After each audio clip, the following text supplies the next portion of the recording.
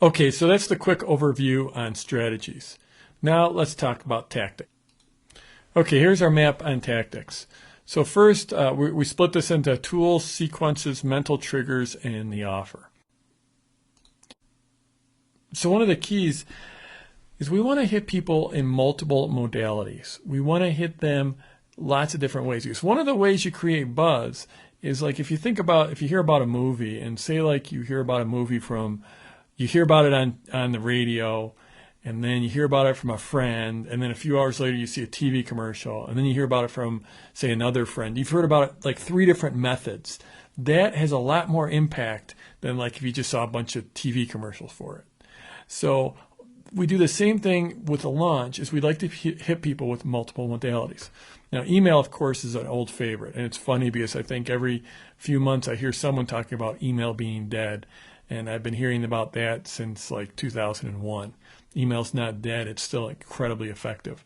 Sublists is a key tool. So like if you've built up a list over time, often you want to create a sublist of people that are interested in your launch. So they've raised their hand and said, yep, tell me more about your launch, go ahead and email me. And then if they end up unsubscribing from your sublist, you've still got them on your main list for the most part, most of the times, depending on how your list host is set up.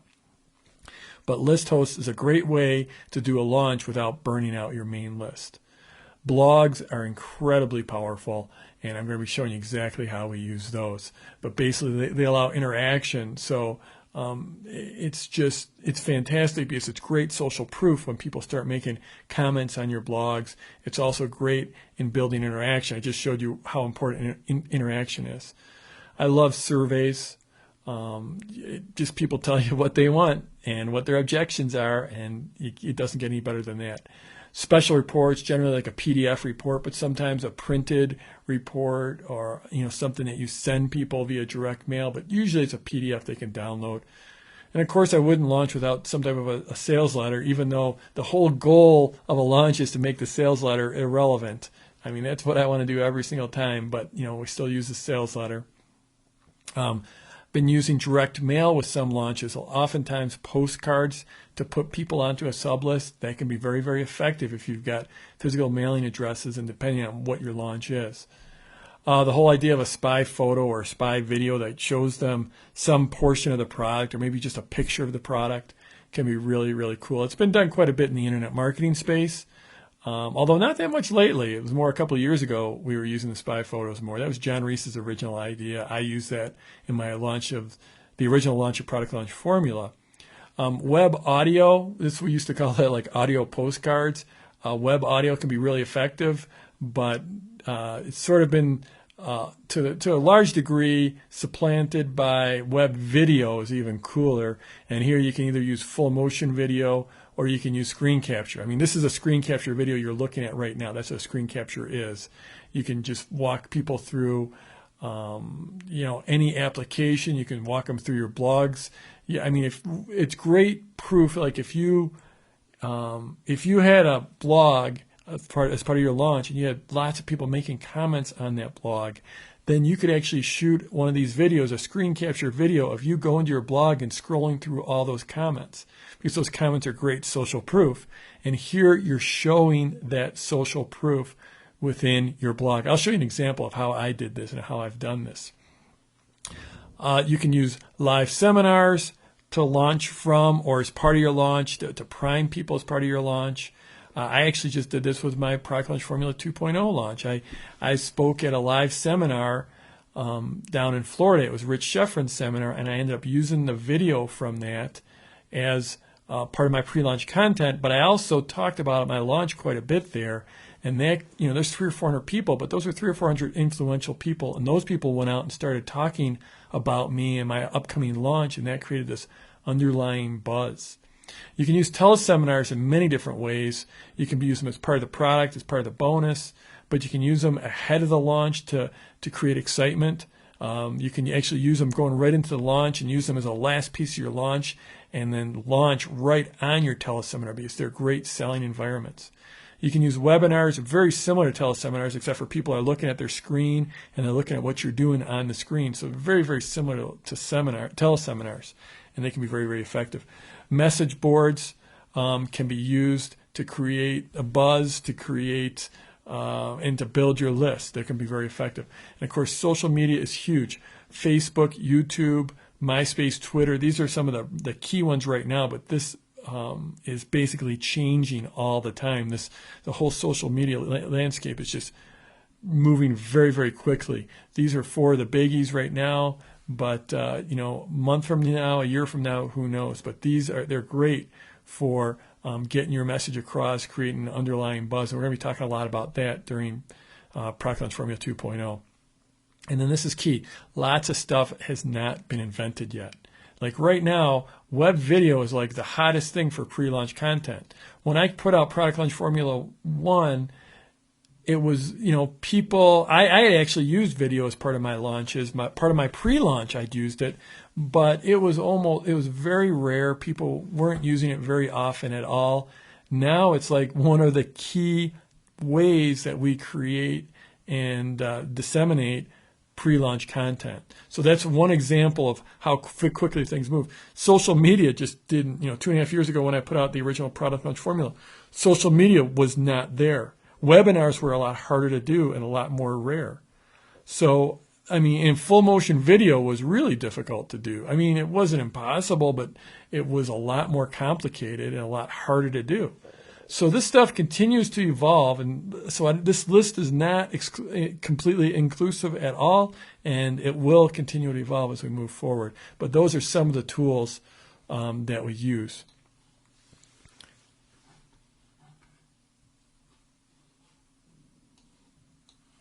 Now moving on to sequences. Now I already talked a little bit about this, but basically there's that pre-launch sequence, and there's a lot going on in that pre-launch sequence. That's the initial seeding, the initial finding out what should be in the product, the initial interaction with the list, something's coming in the distant future. And then when you hit pre-launch and then you're in go mode, that's when you really start to, it's a very structured. Often you don't know every step of the way, but you know your first step and you know several steps that are coming. You get into your pre-launch, and that's when the game is really on. Then as you wind down in your pre-launch, then you hit launch day, and then there's lots of different ways to do all of this, and I'm going to be showing you the exact examples, walking you through case after case of how we actually did it. But the pre-launch can be anywhere from a few days to several weeks to 3-4 weeks. The launch can be anywhere from minutes to a full day to a week. I don't like to get beyond a week. Once you get beyond a week, it's tough to really keep the momentum. Some people will let it go for 2 or 3 weeks, and I think most of the time that's a mistake because it's really hard to keep the momentum going for that long. And the one thing you don't want to do is lose momentum during your launch. Then after your launch, there's a whole stick campaign, a stick sequence to get people to stick with you and not return your product. Your post-launch, how are you going to continue to sell your product beyond the launch? This is something that a lot of people, they do the launch, they get a nice payday, they forget that they're going to want to keep on selling beyond the launch. Then there's the relaunch. So, the post-launch, you're cranking along, hopefully you're making sales all along, and then sometime out, maybe it's 3 months, maybe it's 6 months, maybe it's a year, you do your relaunch, and it's another nice big pop. And the beautiful thing is the relaunch, you usually don't have to work too hard. You're doing the same things you did in your launch, and usually have more proof elements. Since you've sold some of your product, then you can get case studies and testimonials, and now you've got more more proof for your relaunch. Now, a big key here is the JV sequence. This was not covered at all in Product Launch Formula version 1, and this is something really, I think I was the first person to really put this together during my launch back in 2005 of Product Launch Formula. So since the product was already done by then, I really couldn't put it in here. And in fact, the JV sequence probably should be up here. You're really starting your JV sequence either before your pre-launch or certainly before your pre-launch. So that's up here. And we'll be going into that in great depth here. And then the whole idea of a continual launch. This doesn't work for everyone, but if you can put this into your business, the key where you're just doing launch after launch after launch, that is it's very, if your business fits into it, it's a very easy thing to do, and you get continual momentum that way.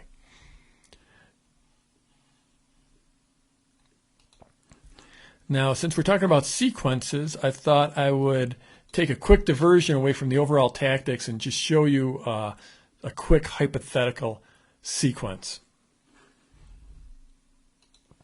Now, before I do, I'm going to go back to the old Hope style marketing, the old style marketing, which is, this is what we want to avoid at all costs. And this is where you run a bunch of advertising, you send people to a sales letter.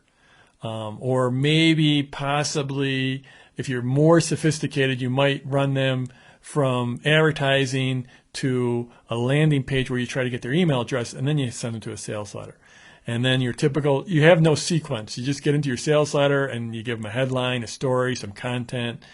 You tell them benefits, you make your offer, you give some proof, the guarantee, and then you ask them to order. That's the action here. And I mean, this is sort of one formula that people use for a sales letter. And it's not a bad formula for a sales letter, but you're just throwing money into this and hoping that money ends up converting on your sales letter. And like I said, this is the old style. This is what we want to avoid. This makes me cringe thinking about doing this because it's nowhere near as powerful as doing a structured product launch. So now let's take a look at, this is the vertical sales letter. This is where I talk about the sideways sales letter and taking your entire sequence and instead of sending to a long form sales letter, sending to a launch process. So you're taking that sales letter, that's long, nice long vertical sales letter, and you're going to turn it on its side, and let me show you what I mean by that. Instead of sending them and dropping them on that long form sales letter, now you basically drop them into a sequence, and your headline is your first piece of pre-launch content, and that's something if your first piece of pre-launch content should be something that grabs people's attention. It should be your best piece, your hottest piece, the thing that's got the biggest promise and the biggest trigger. And then you take them from the headline and you start to tell your story. And this is over a period. This could be a period. Let's call it 3 weeks or 4 weeks. You start to tell your story, and then you as part of your story, you start to deliver proof. And here, you're doing this before anyone even, there's a hint that you got a product coming. You're still 3 weeks out and you're just sharing your story and you're sharing your content. You're telling how people have taken whatever you're doing and you're showing the proof of how people have taken your teachings or your product and had great success. And then you go forward and you continue, and now you're starting to build social proof. And I'll get to these are mental triggers, this proof, social proof, and some of these other things. I'll define those for you in just a minute. But as you move along, you get closer to the launch, now you're starting to talk more about your product. You're going from just your story, and here's your content, your story, and your content. Now you're starting to talk about your content and the benefits of your product. Now as you get closer to launch, you start to talk about benefits and the actual offer you're going to make.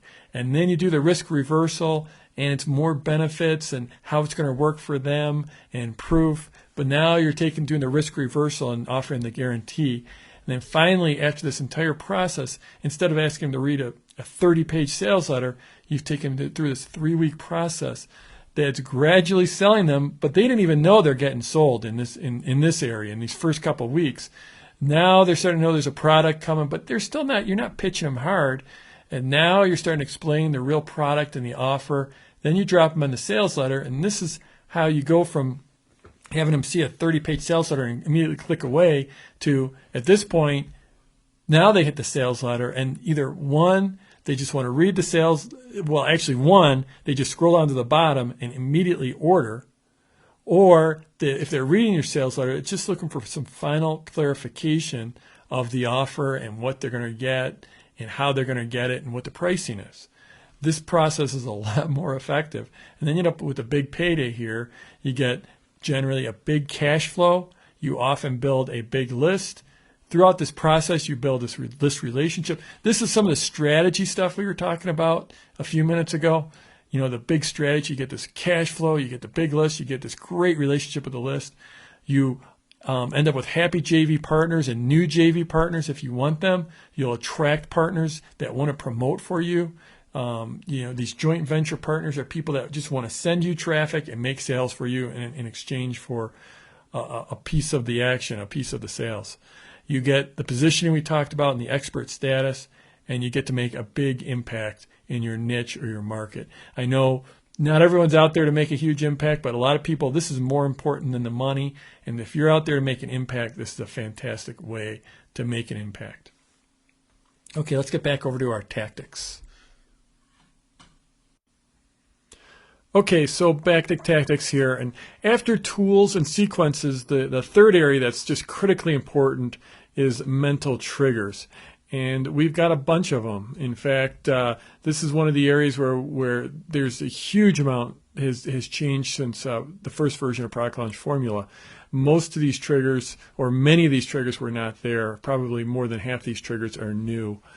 So I'm going to run through them pretty quickly, and then I'm going to show you some examples of how I've used these in various launches. So stories, very, very important.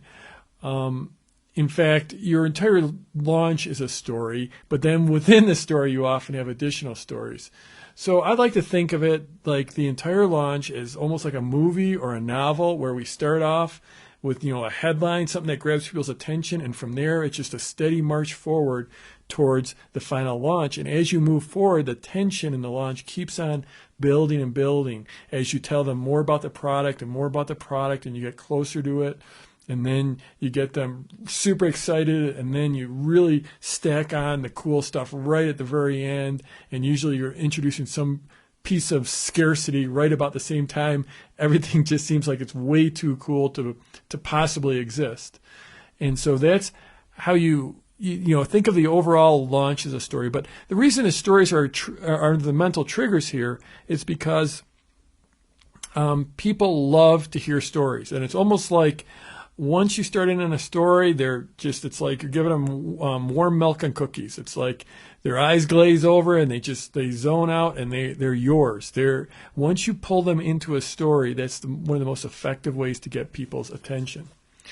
Event-based, this is, that goes along with stories. You make your launch, you turn your entire launch into an event, and that really captures people's attention.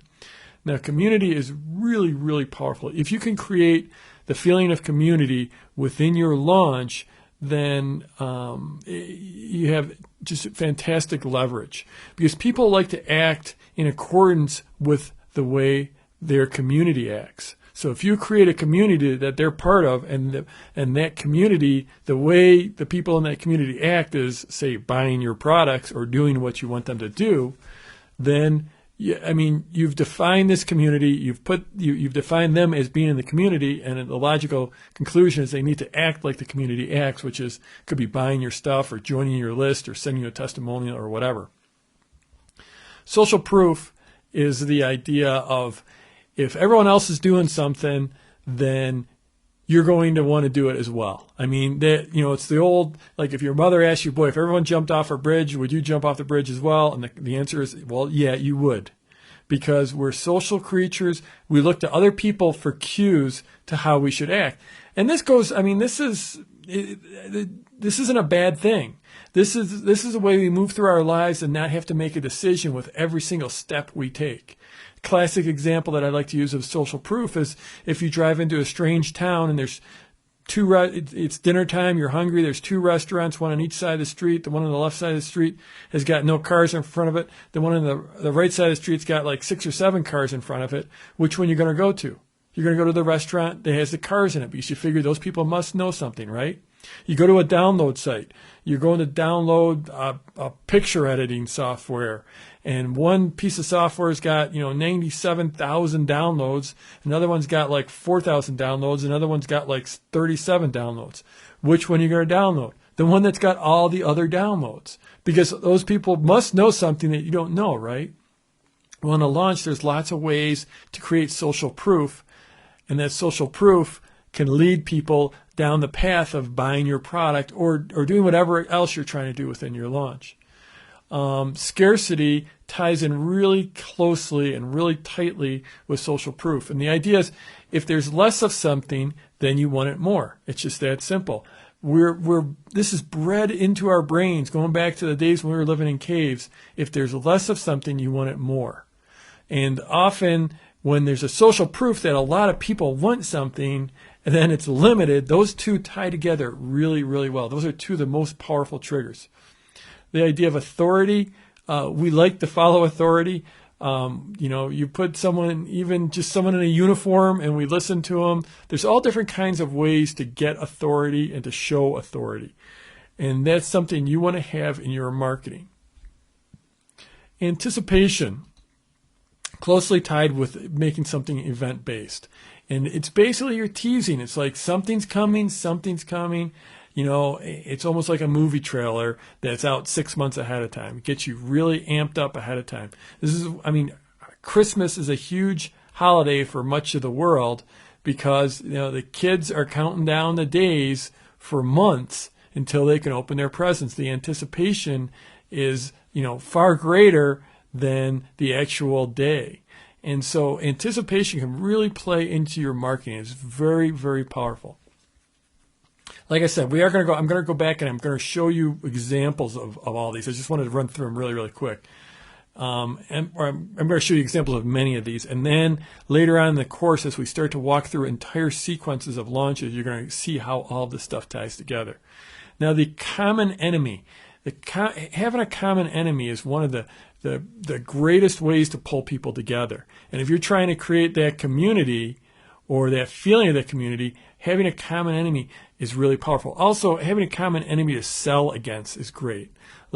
Because if you can create a common enemy, say it's the IRS, or say it's lawyers, whatever. If you have a common enemy and you're talking about that common enemy in your sales copy, in your pre-launch material, then that instantly aligns the prospect with you. Like if you're going on and on about the common enemy being the IRS, well, the IRS is the bad guy. It goes from you, someone who's trying to sell something, being the bad guy, to now the IRS is the bad guy, and it's you and the prospect are on the same side together. Proof is different than social proof. It's a fine line between them, but just proof is that you can do something.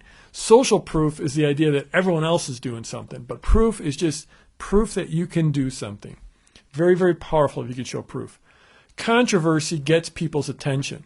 And I don't, there's a saying that all press is good press. And I do not believe that. I think there can be bad press. But in general, controversy, and it's often easy to stir up some controversy or to make it appear that there's some controversy.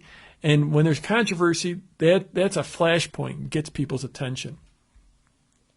Commitment and consistency is the idea of someone's done something before, they're going to want to act in accordance with that in the future. So if you can set up a situation where they say yes to something, even fairly small, then later on, if you ask them to say yes to something like buying your product, then it can often be much easier to get them to do that. This one, so I can show you. I'll show you an example of this. It sounds complicated, but it's actually pretty simple. Interaction and conversation. This is huge, and this is what Web 2.0 is all about. It's about having a conversation. It's about the community. It's about everyone having a voice.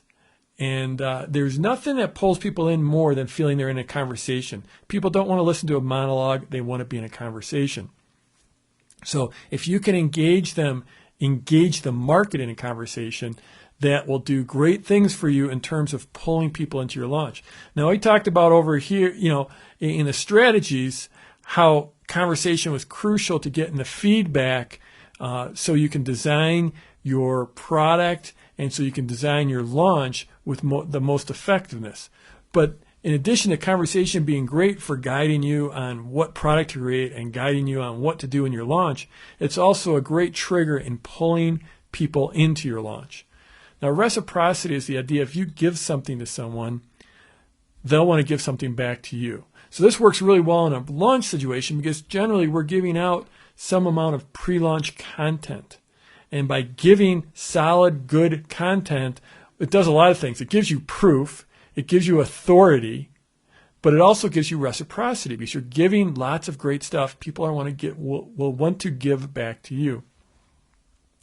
Now, this is something, a surprise or unexpectedness or novelty. That's something that will make your idea very memorable for people. That will cut through the fog. That will cut through the fog and grab people's attention if you can surprise them or do something unexpected. Likability is real simple. If people like you, it's going to be easier to influence them.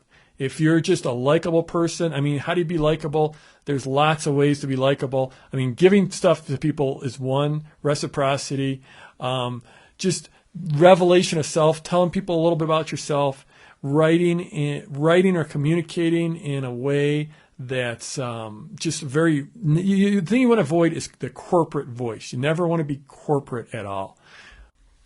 Credibility is closely related to proof, and it's closely related to authority. So credibility is basically being credible, being believable.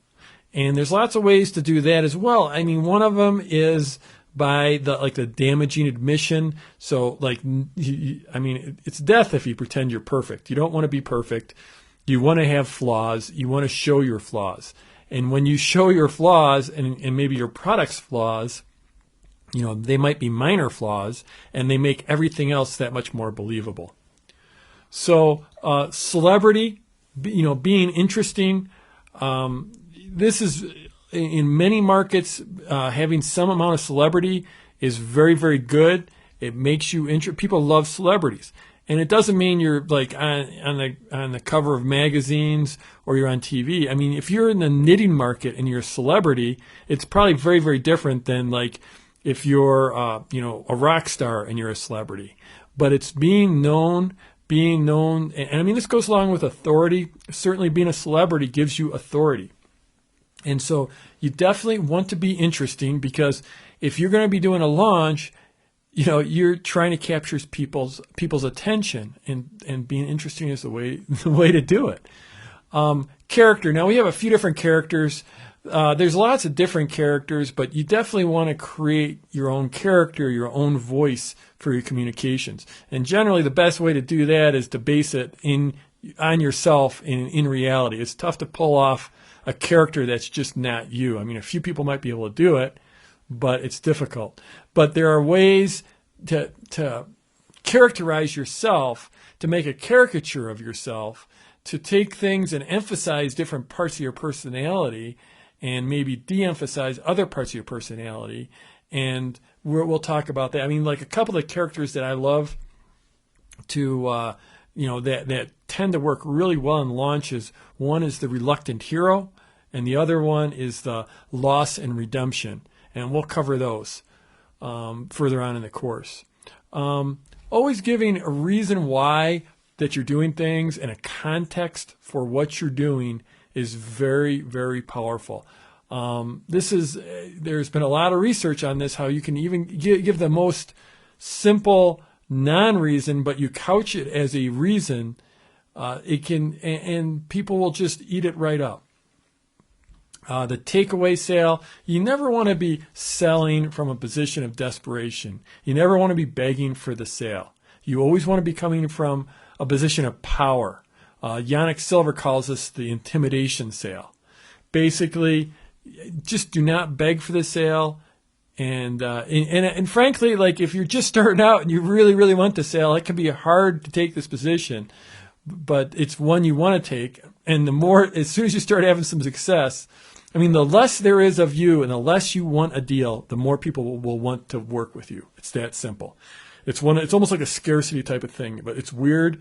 But the minute that you're not available, that you tell people they can't get you, they can't buy from you, that's the moment that people are going to start begging to buy from you. Simplicity. Often when people come to me with launch ideas, they're overly complex.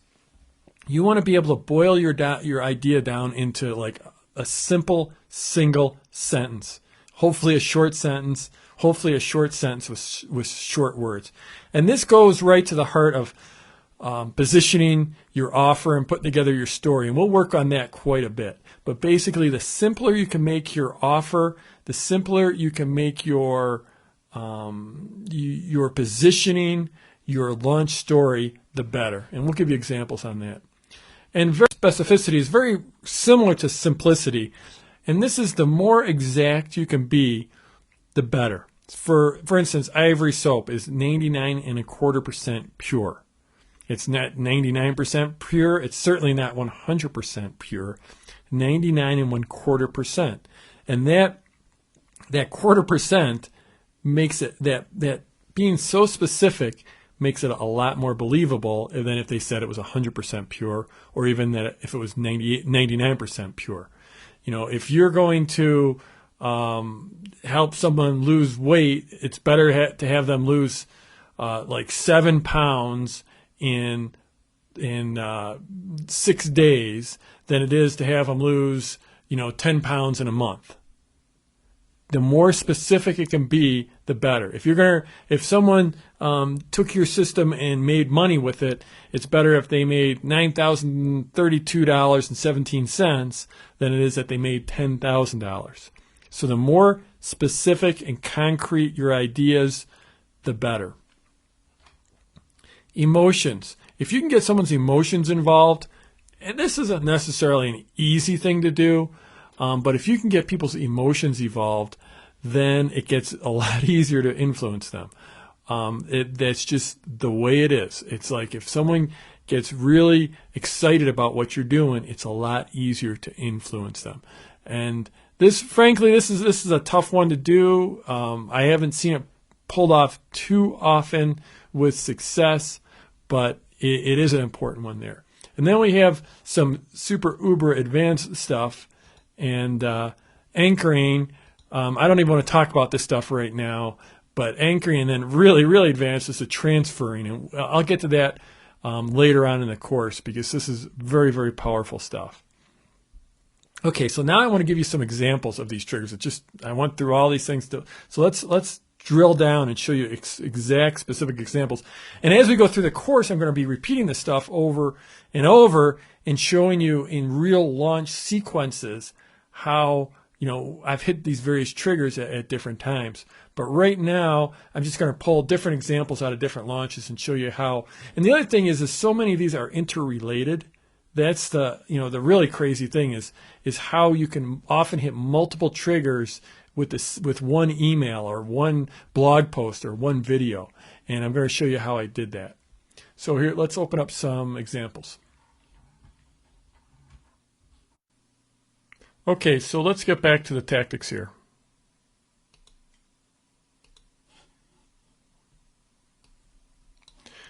So we covered tools, sequences, and mental triggers. Now I just want to touch on the offer.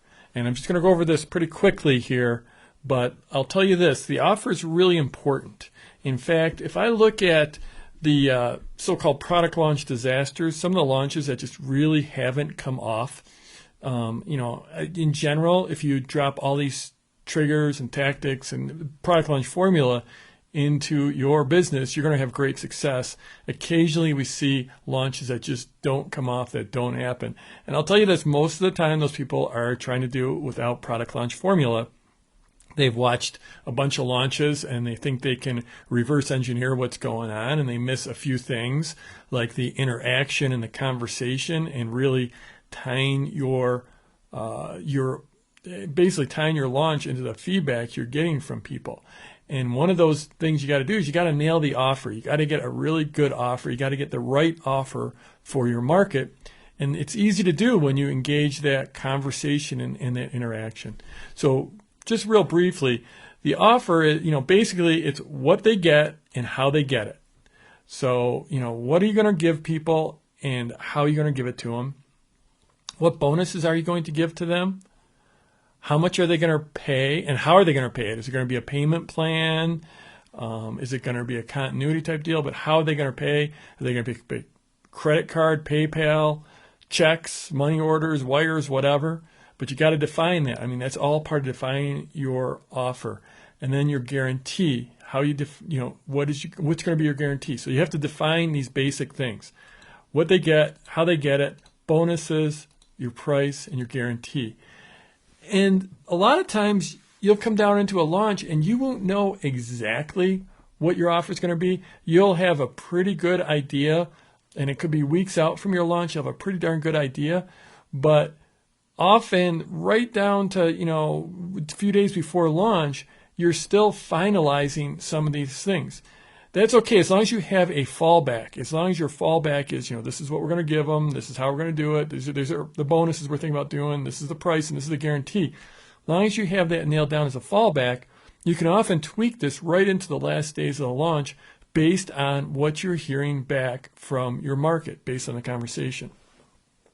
Now, the story is another important thing, and we'll get into this a little bit more in a bit, but basically the story is the overall why are you doing this launch? Why now? What's the big idea, the big story behind it? And if you're doing a launch for the first time, you really don't generally have to work too hard on the story because you've got a new product, and by virtue of it being new, you've got a story. But if it's a relaunch, then you're looking for some type of a story like that IRS sale I showed you, or the wedding that we used for the Go Romance business. So we're going to be spending a lot of time talking about the story and how to develop the story, and that's one of the things I want you to be working on. But we're just going to leave it at that for right now. So those are the tactics. We've now gone through the overall strategy and the overall tactics. Now this is just the start. I did show you a couple of examples there, but what we're going to be doing is in coming lessons, we're going to be walking you through how I did launches, and I'm going to be taking you through every single email I used and every single blog post and the sales letters and the videos and everything to show you the exact thought processes behind that and show you how we use these tools and how we use the mental triggers and how they all tie together. I mean, if you take a look, that's the beautiful thing. If we just open this back up, and I'm going to try to fit this all on the screen here. It's going to be tough. It's a challenge doing it in the size of a video that you can actually see. We'll put sequences here. Oh boy. Okay. Sequences there. Now these things all tie very much together. And by hitting one thing, they just bounce off of each other. For instance, blogs are obviously, they're great for interaction and conversation because people can make comments and can respond to you when there's blogs. Blogs are also great for social proof because people can see other people making comments, and so they see other people, they know other people are interested. Blogs are great for community because often people will start making comments back and forth, and people will ask questions and other people will answer them. Okay, now spy photos, because of the nature of the way you do it, it's an event-based thing because you're excited, you're showing them this spy photo. That's building anticipation. So where is that spy photo? And that we take that over. Where do we put anticipation over here? Right there. Often, now social media is also obviously community. Social media is also obviously, where did it go? Interaction and conversation. Now you can have web video, you're putting out great content via video, and that leads to reciprocity. And that's basically any one of these that's content-based can give you reciprocity. Audio could, and on and on. Now, if you take this stuff, now naturally, all these, web video, the different types of web video, live seminar, teleseminar, webinars, those things can all tie into your pre-launch sequence, or actually your pre-launch here. Surveys up here, surveys will tie into your pre-launch. Social media works for so many of these, including being interesting. It works for developing your character, showing them your character. It works for stories, sharing your story. It works for credibility. It works for social proof.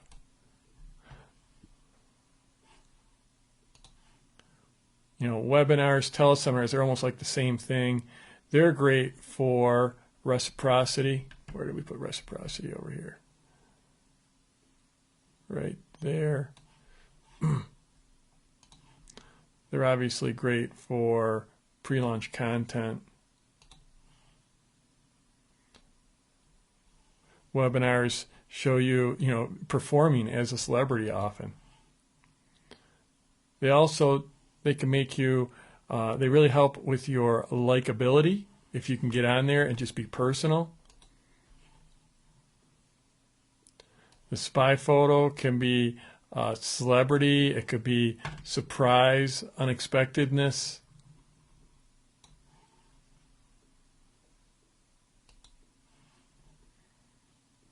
Surveys are great interaction and conversation. Surveys can actually, it's amazing, but surveys can actually be reciprocity as well. I keep on losing reciprocity. It's right there because you're asking people for their feedback. And in other words, you're giving them your attention, and people appreciate that. So I can go on and draw all these different interactions. But the key is you're weaving this web, and it's this overall web that really pulls people in. Like, you don't want to just send one email and hope it does something. You don't just want to make one blog post or put up one sales letter and hope it does something. This is all tied together. And these triggers, it's not like you're going on and checking saying, okay, this one's going to be my stories, and this one's going to be my social proof, and this is going to be my controversy. I mean, going into it, you can think, okay, how am I going to prove this stuff? What's going to be my social proof? How can I generate social proof? You can go through and you can use this, use this as something of a checklist as you walk through it, but it's not like you have to hit every single one of them. And often one individual thing, I'm going to show you how I did this contest, and that contest created stories, social proof, scarcity, commitment, consistency, authority, reciprocity. You can hit so many of these triggers. They're not that hard to hit. Even I showed you in some of the examples for my tax sale how I was able to hit multiple triggers just in one sentence. And once you start to weave all these things together and you get all, several of these triggers working, and meanwhile you're using multiple modalities, so you got several different modalities working here, and you're tying them into your sequences, that's when you get your real powerful set of influencing factors that's going to make people rabid to do whatever you want. Generally, it's to make a sale. So that's when you're coming down to your launch, when you're weaving all these things together, is where the real power comes from.